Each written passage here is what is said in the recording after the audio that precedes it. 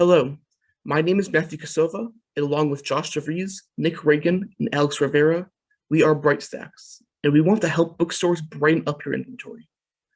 BrightStacks is a comprehensive inventory solution for smaller, locally owned bookstores to achieve more sales and better customer service in just minutes. With BrightStacks, customers will always know what is on the shelves, and your books will reach customers faster. Our inventory platform has a wide range of features that help bookstores operate smarter.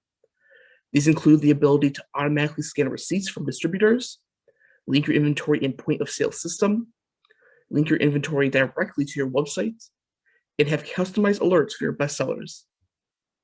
BrightStacks is easy to use, and the software can be installed and connected while our customers sit back and just relax. BrightStacks will work with any existing e-commerce platform to ensure an easy experience for anyone that uses it. Our available plans include a one-time installation for $300, a monthly subscription for $50 per month, which includes unlimited installations, free updates, and free training from us.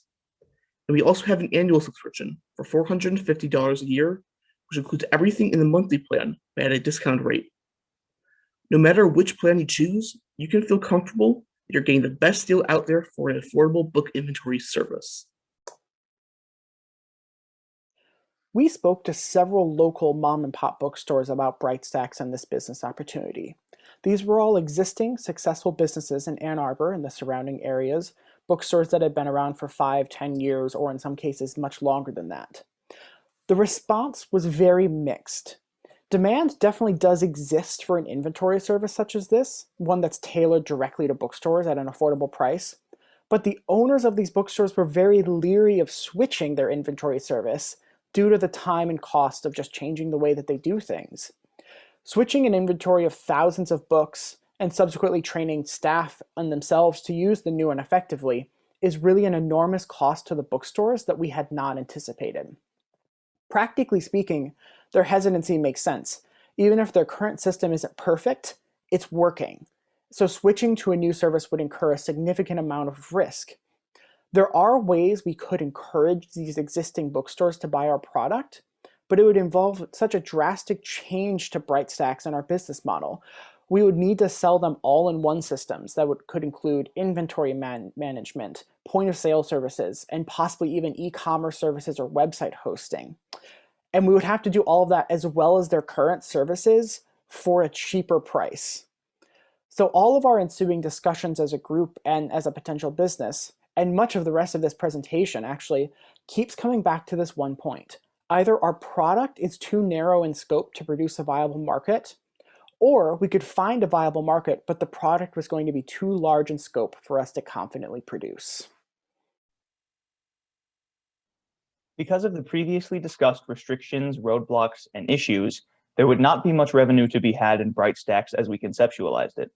The strict timing to get customers using our product before others would be a costly venture, especially with the resources of a startup. This timing is further difficult because we would need to reach these small bookstores before they open in small communities. Extensive research and planning would need to be done for localized communities who are opening a bookstore in the near future. And even just saying that out loud, it sounds like a very niche market. If we were to focus on switching customers of competitors rather than catching the new bookstores that may or may not pop up, expensive changes would need to be made to BrightStacks. The breadth of the product customers would actually need to switch over would be much more expensive to develop than our base idea, and the barrier to switching revolves around adjusting our pricing and function compared to our competitors, which would further decrease our expected revenue. With these factors in mind, the potential for profit, especially with BrightStacks as we conceptualized it, is too small for the business to have much of a chance to succeed.